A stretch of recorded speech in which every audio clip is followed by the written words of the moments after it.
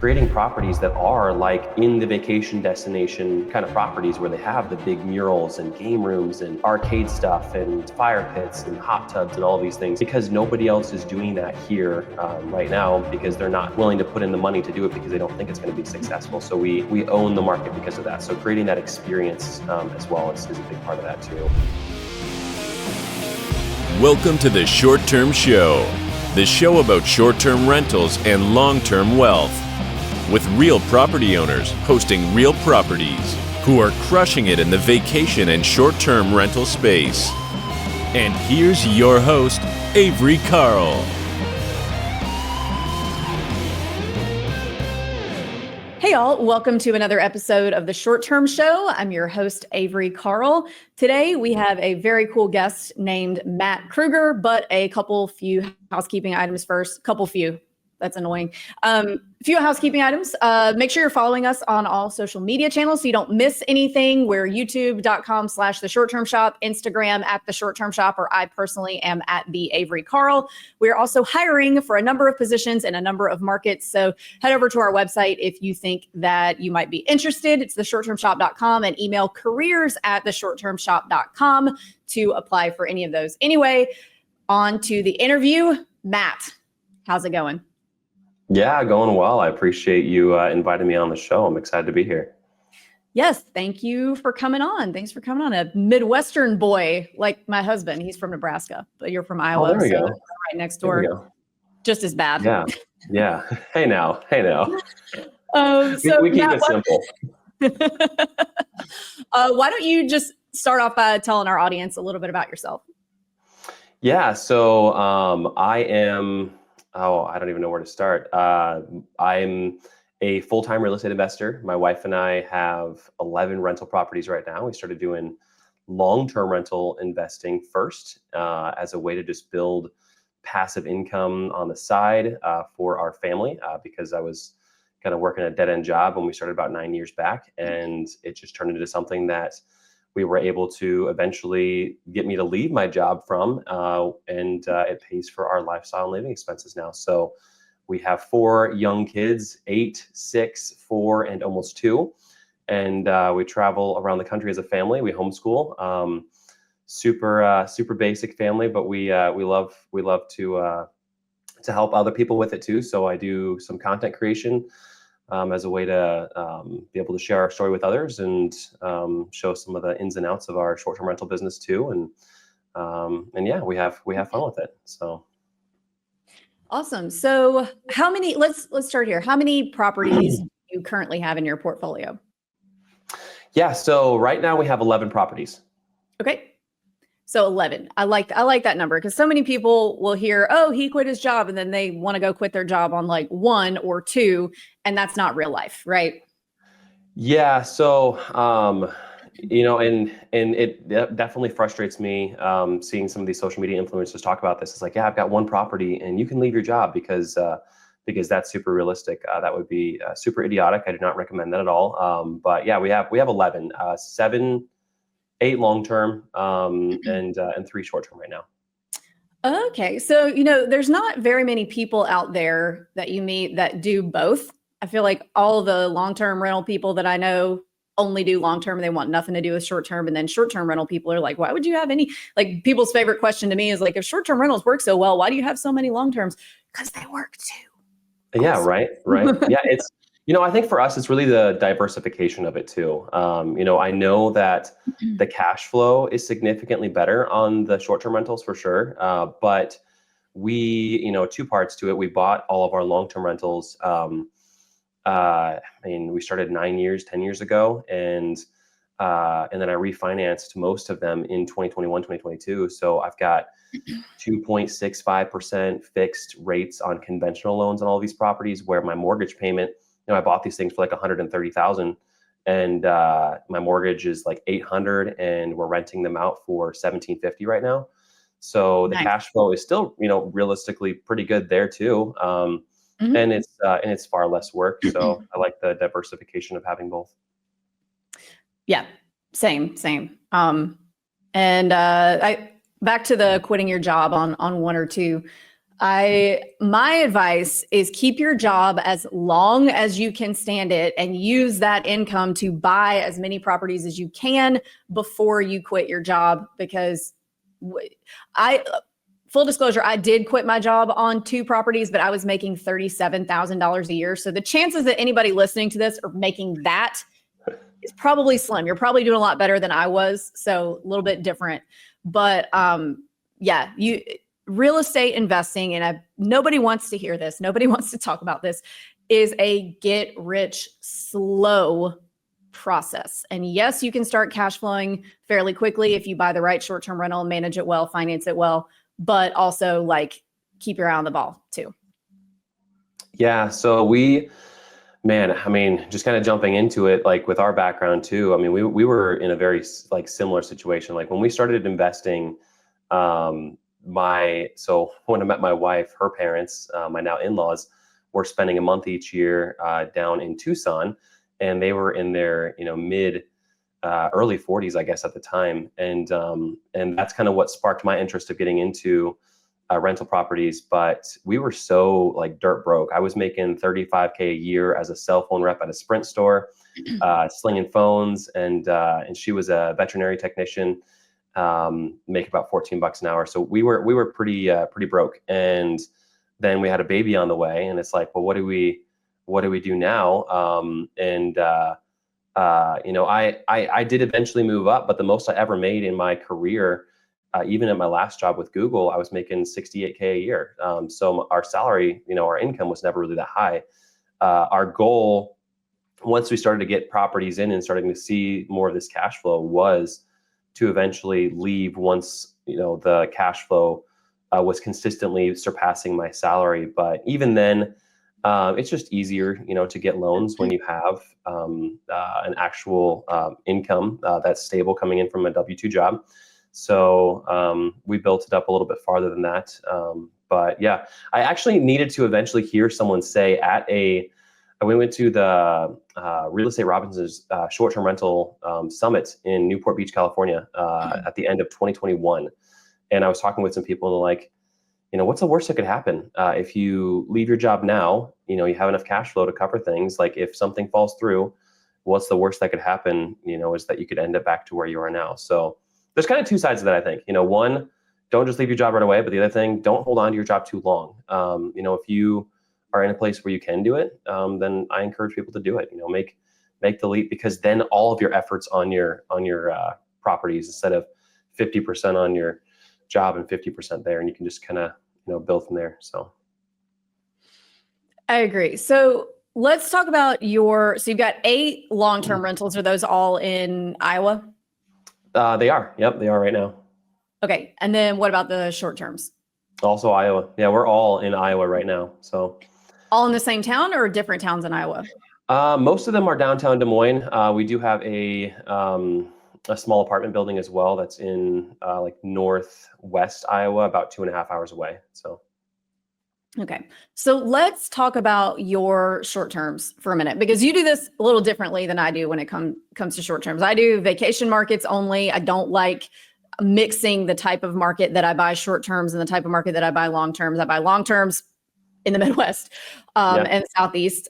So let's talk about your short terms, where they are, what you paid for them, all the details. Yeah. So for sure. So I would say I kind of got into this analysis paralysis for a while, right? Like everybody does. I'm learning how to do this. I want to know how to do it before I start. There is some validity to that, but there comes this point in time when you need to just do it and learn by doing it. And after listening to different influencers on TikTok and Instagram for a while, we finally decided let's just do this short-term rental thing. So we were comfortable with long-term. We wanted to try short-term, and we were just not really comfortable with doing it out of state to be our first one. We've always been more, and we still are more hands-on with our properties. We like to be the ones that manage them and just kind of control the day-to-day stuff. We were small enough at the time too that I just didn't really have the money to hire this out and to have this nicer, more expensive property out of state in a vacation market. So I hopped on AirDNA and I looked at the market score for Des Moines, which is about 30 minutes from where we are. And it had like a score of like 34. So absolutely terrible. But I I love to did hear that see, actually. I yeah, like where right. you're So, going with this. but I did, like, as I'm doing my research, I figured out like, hey, although there's not, like, there's a lower score, there's just not a lot of properties either. There's not much competition. And for the properties that are there, AirDNA showed us that like 80% of the properties in Des Moines slept less than 8 people, like 8 people or less. So with our first house, we opened up a property that had 4 bedrooms and could sleep 10. We bought this house for $160,000, and our mindset was, it's local, and our plan B is that we could always convert it into a long-term rental if we wanted to. And even if we don't make a whole lot of money with this, at least it's something that we can learn from. So it was more of like just an experiment, to be honest. Like, let's try local. We can do, some of the cleanings. We can be more involved, make, hopefully cut even with this. And that first property we bought for $160,000. It's a century-old home, but it's right downtown Des Moines, so walking distance to shops, restaurants. Some of like it not a rundown area. It's more of an up-and-coming area. So 160K. We did the renovations ourselves for about 15 to 18,000, and then we did the furnishings ourselves, which we at that time we did more of the thrift store type of stuff. Bought new beds and couches and stuff, but all the rest of the furnishings were recycled, Facebook Marketplace finds, whatever. So I think all in for renovations, furnishings, we were about at like 22K after everything was said and done. So relatively inexpensive. 160 for the house.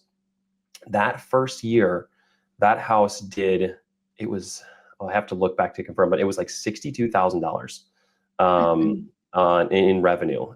Second year, it was almost 70, and then this last year did 76,000. So we did end up having a hot tub added about a year and a half ago, which I think contributed to some of that increase as well. But yeah, after we saw, we're making, because of our low mortgage payment, we're making $2,000, $2,500 a month in cash flow, which was a dramatic difference from what we were used to with our long-term rentals. We decided, let's stay in the area and open another one. So our next one was a 5-bedroom, 3-bathroom for $165,000. Again, old college home that they had, dogs running around inside, peeing all over the place. It was gross.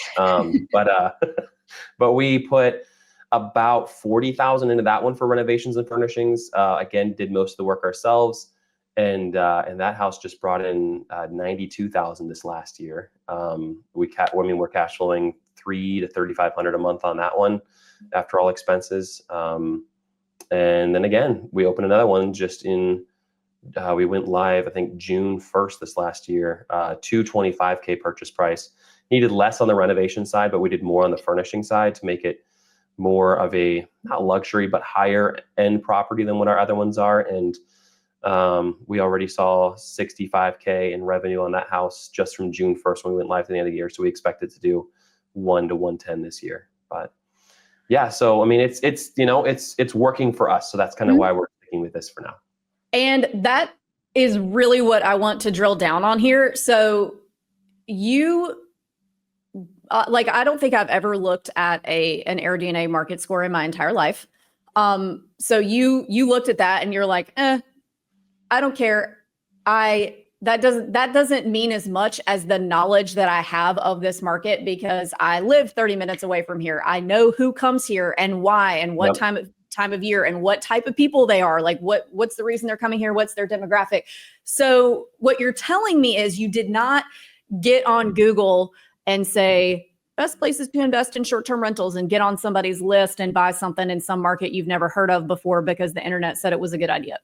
Yeah, no, definitely not. The internet said it was a bad idea, but I decided to do something different.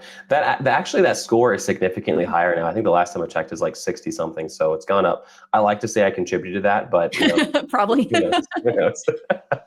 So what I'm hearing out of your story is that I've said this a million times. I'm going to say it again. We need data. We need all the data companies, but a guy sitting behind a computer looking at spreadsheets cannot replace your local knowledge in a market. You want to buy where you have a competitive advantage. And what is a competitive advantage? It's knowledge of the market. So you can be successful anywhere, no matter what the websites or the spreadsheets say, if you know what you're doing, know the market that you're buying in. Would you say that's correct, Matt? Yeah, I think there's realistically like two parts to this, right? There's knowing the market, whether you live there or you frequent there. I think just having a good friend that lives there that says this and this isn't enough. Looking online to see if it's good isn't enough. You need to have personal experience of that to be successful. But the other part is doing something, and this can be, regardless of what market you're in, whether you're in a accommodation location like I call Des Moines, Iowa, or a vacation destination, is being different than everybody else, doing things that nobody else is doing. We didn't just open these properties and say, well, they sleep more, so we're filling that void. We opened these properties and we've optimized these more over this last year, especially too, but creating properties that are like in the vacation destination, kind of properties where they have the big murals and game rooms and arcade stuff and, fire pits and hot tubs and all of these things, because nobody else is doing that here right now, because they're not, willing to put in the money to do it because they don't think it's going to be successful. So we own the market because of that. So creating that experience as well is a big part of that too. But yeah, having the education on your market is vital. Yeah, because I don't think that I've been to Des Moines one time because our flight to Omaha got rerouted. And congratulations. Yeah. Yeah. And then I had to get a rental car, and then the rental car died, and it was a blizzard. And that was my very first time going home to meet my husband's parents in Omaha. And it was a mess getting there. But I think that it's important to note here that people listening are probably going to be like, oh, I'm going to go buy in Des Moines. But again, you might be able to find some success, but it won't be the same as what Matt is doing, because this is a market that he knows and lives.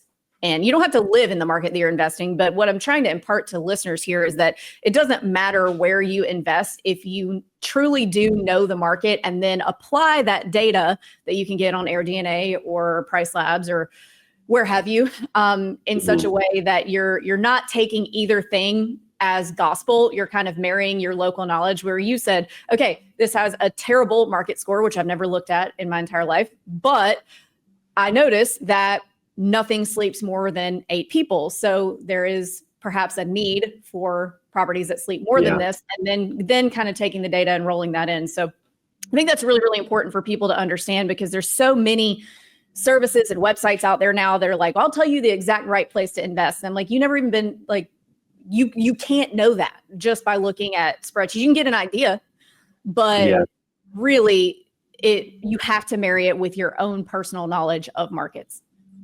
No, 100%. I mean, is it like in the last 2 years now, the number of short-term rentals that we have in the Des Moines metro area has over doubled, but yet our income has increased year over year continuously in pretty decent percentages. So people are trying, maybe investors from out of state, I don't know, but if you look in Des Moines, Iowa, our 3 properties are still some of the top 3 properties on page number 1 of AirDNA or of Airbnb. So it definitely pays to have that experience of your market for sure, and then to do it right the first time.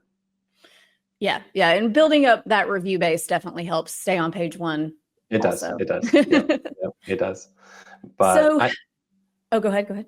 I was just going to say, I think like the one other advantage to investing local, and like we have bought in a vacation market before. We actually owned a condo down on South Padre Island in Texas for a short while. We flipped it just due to the market booming, and I think the big migration from the West a couple of years ago. But we made good equity on it, and we invested in some properties here again. But I think that one of the biggest things that helps us as well is like being local helps us with quality control. So like I know what's going on in my properties because I can visit these properties, typically try and visit each one every couple of months at minimum, walking through it, just checking on things. maintaining that elevated quality that I think sometimes can get missed if you don't have the right people that you trust in place, or the right teams, for sure. I mean, I know people can do that in other markets and if they're investing in other places, but that's definitely given us a competitive edge with, like you mentioned, review scores. I mean, we have a 4.98 overall with about 450 reviews, which speaks for us being local to it as well, and being able to control some of that a little bit better. But that's helped too, for sure.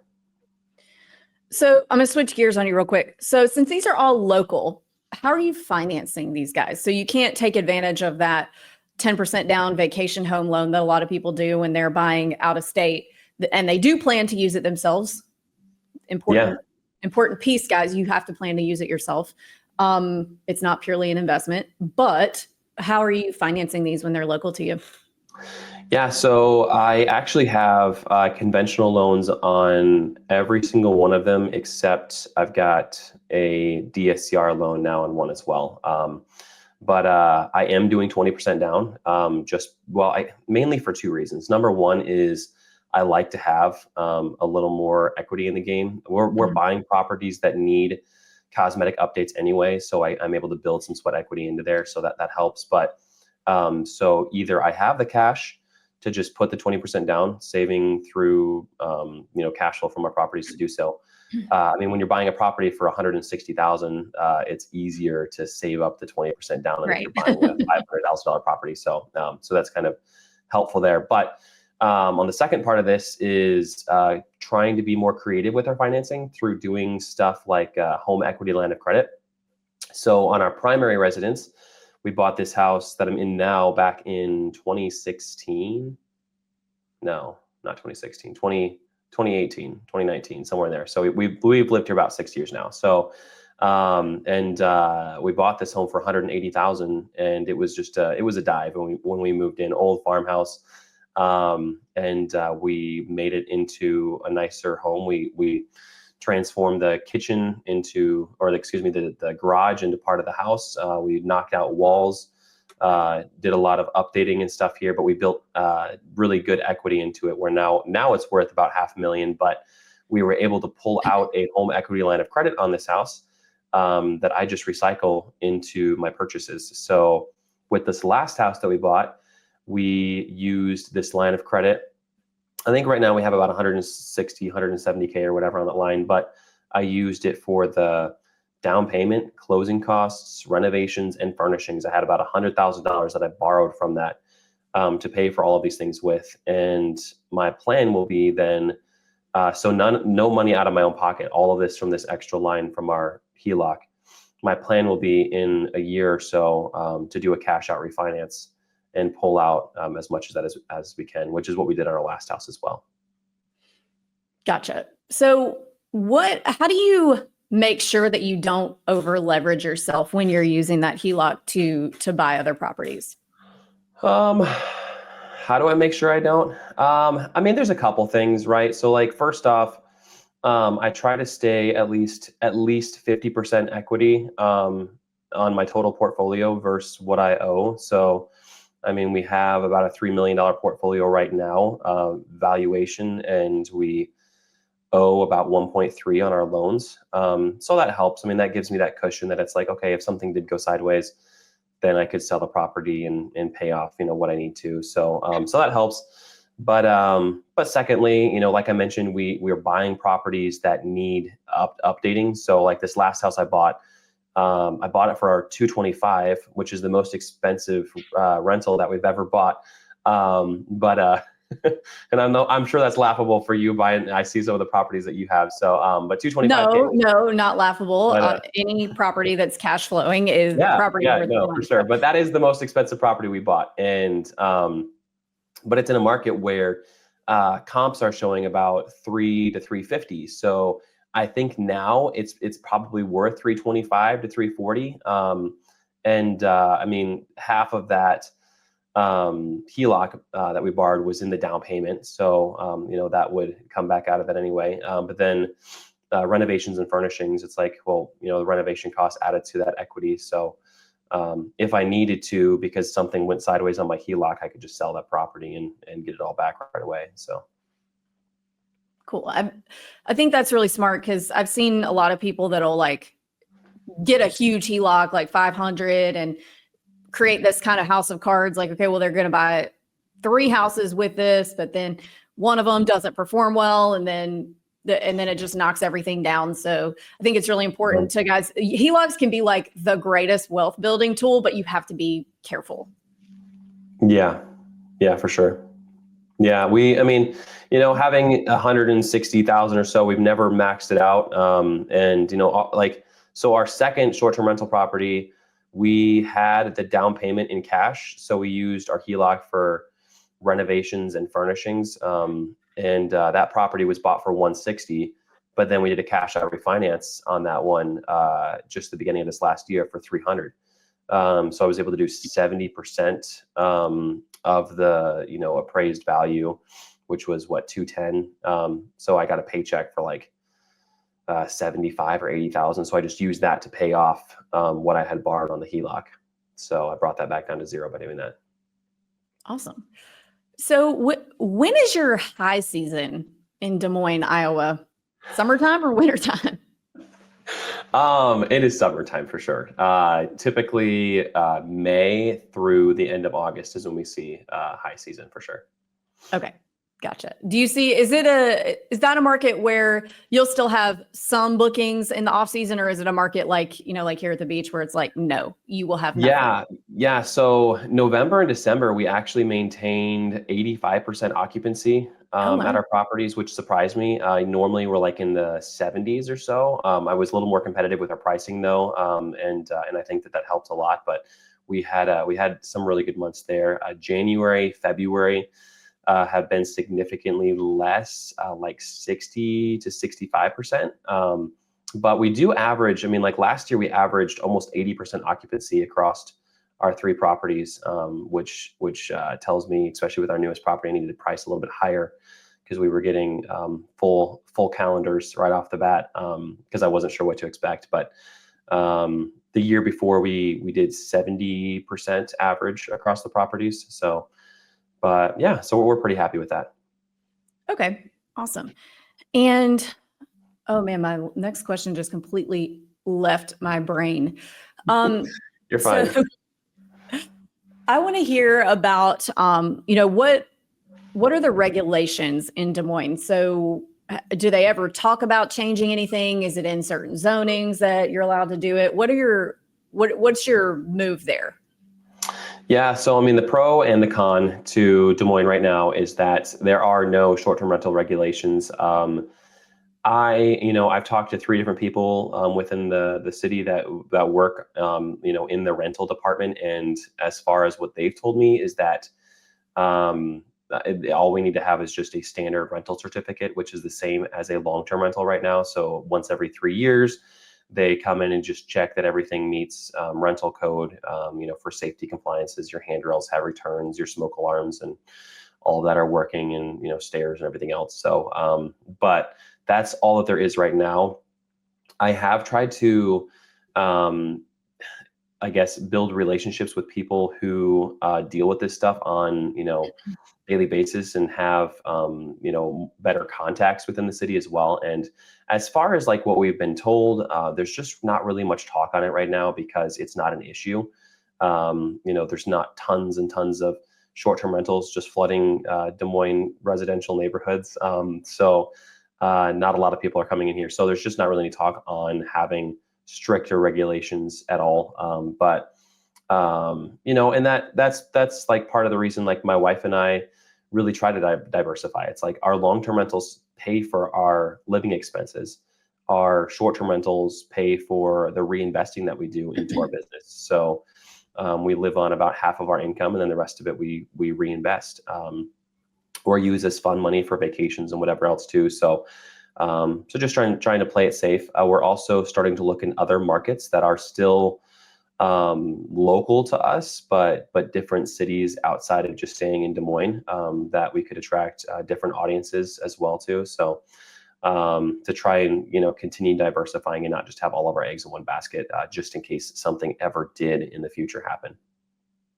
Gotcha. I mean, so, it's the best you can do anywhere, really. Like there's Yeah. places that are more or less likely to do it. But I mean, at the end of the day, when people ask me that question, I'm like, you just have to be okay with the fact that there's never a 1000% guarantee that No. something's not going to change. So. Yeah, I mean, even in heavily regulated markets, we've still seen stuff that has changed. So we never know. So don't put all of your properties in one market. That's foolish. Diversify, but don't be scared of a market simply because it doesn't have regulations or because it has heavily heavy regulations. So be smart. Yeah. All right. So what have I not asked about your story, Matt, that our listeners could benefit from hearing? I think like the one thing that I really like to tell people is that you need to make sure that you're using your weekends and evenings to build this life. I forget who like even said this quote, but use your weekends and evenings to build the life you want, not escape the life you have. And like for us, I mean, 9-10 years ago, back in I guess 2014, so a little over 10 years ago now. Time's just moving quickly. I was working a dead end job, and my wife was pregnant and wanting to be a stay-at-home mom, and we're like, we can't do this. It's not something we're able to do. We can't make this happen. But it was through trying to be creative. I mean, we house hacked through our first 5 properties because that's what we could afford. I could not afford a 20% down payment on a rental property because that's like probably one of the biggest, I think, setbacks that I hear from people is I can't save up 20% down. I can't do that. I don't have the time. I don't have the money. So like I'm educating myself and listening to podcasts and hearing people talk about different ways to be creative. And then I hear this guy talk about house hacking, but instead of buying a duplex or threeplex or triplex or whatever and moving into one unit and renting out the rest, it's move into a house as a primary residence. Then you don't need 20% down. We actually just needed 3% on a conventional loan.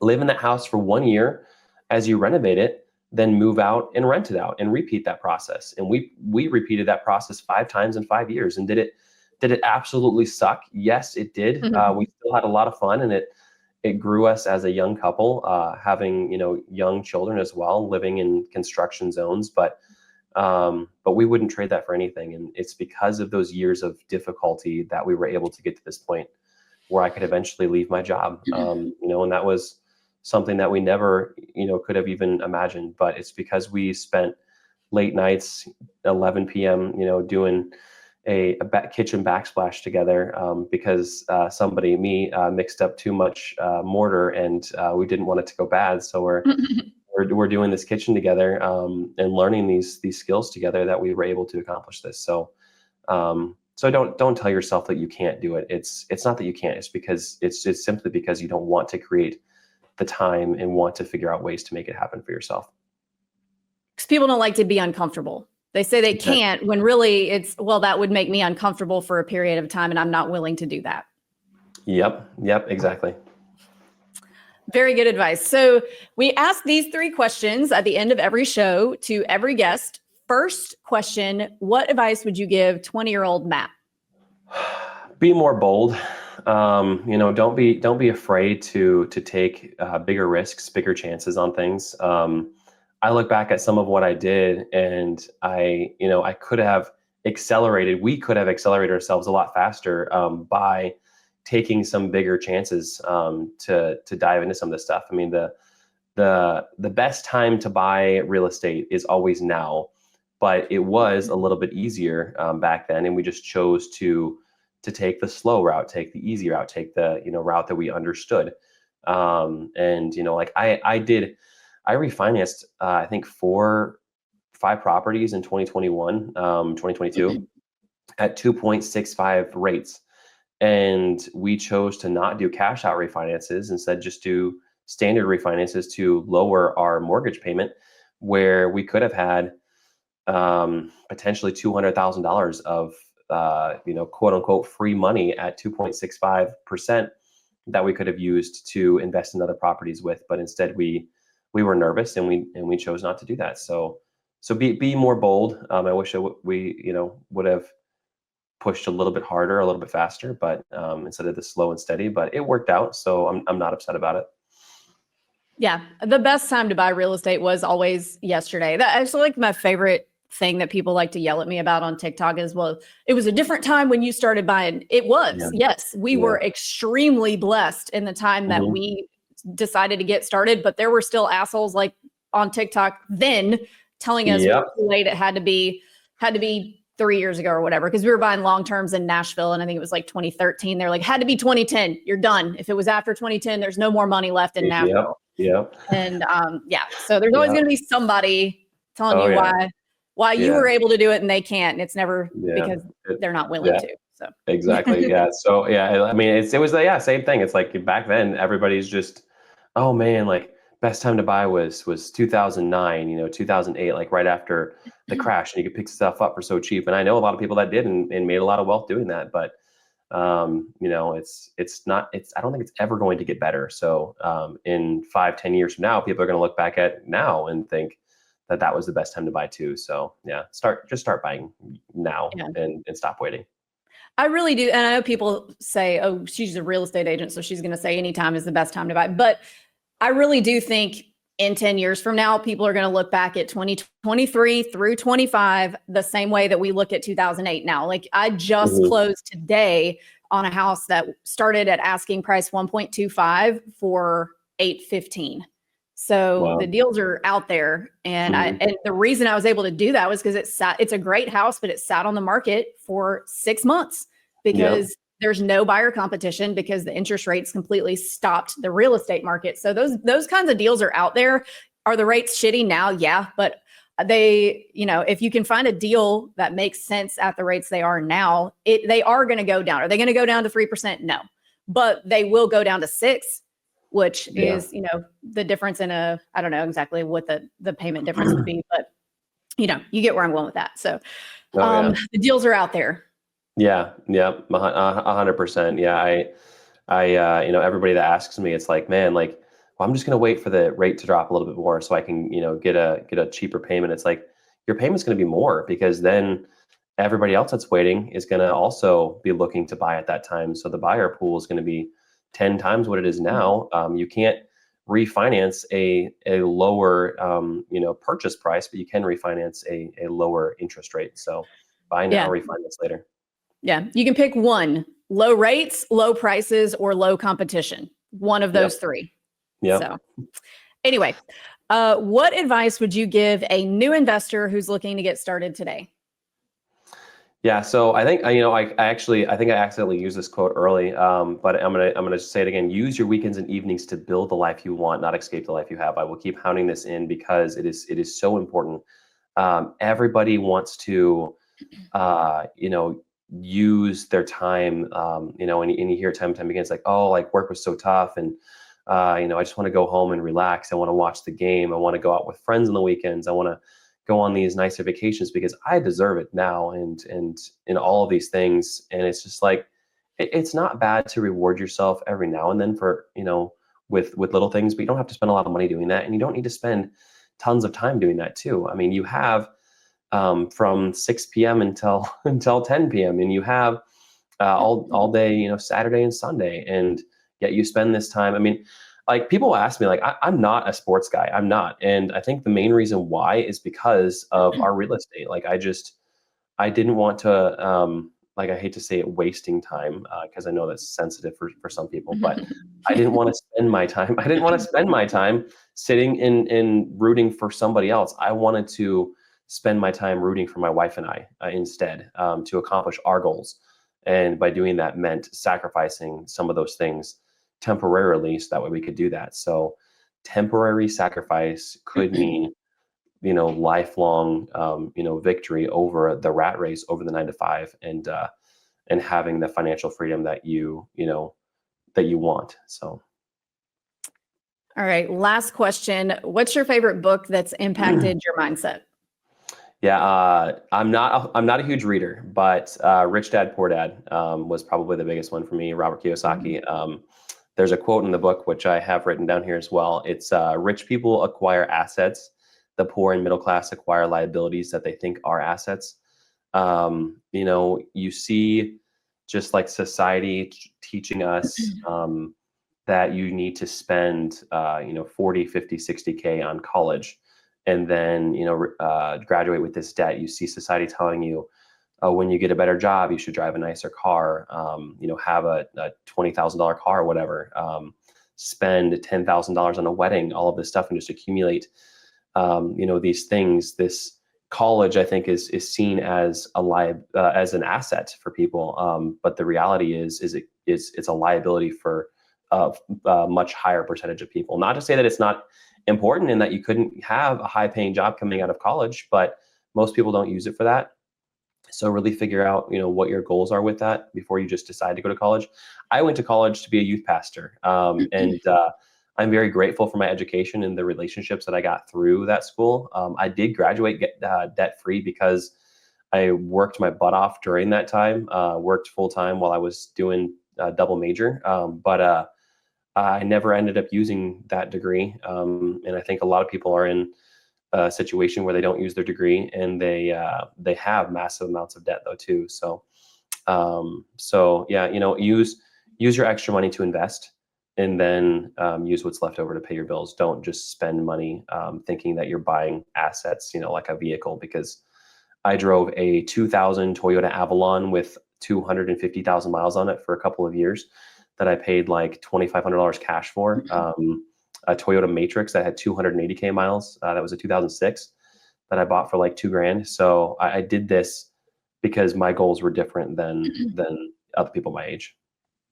Those Toyotas really will go forever. They will. Yeah. Did they look super sweet and sound amazing? No. Did I still put aftermarket Apple CarPlay displays in them? Of course. But but it was worth it. It was worth it at the time. So, we're still a Honda family. Like we drive I've got a Pilot and an Odyssey. So we love them, but yeah, they last forever.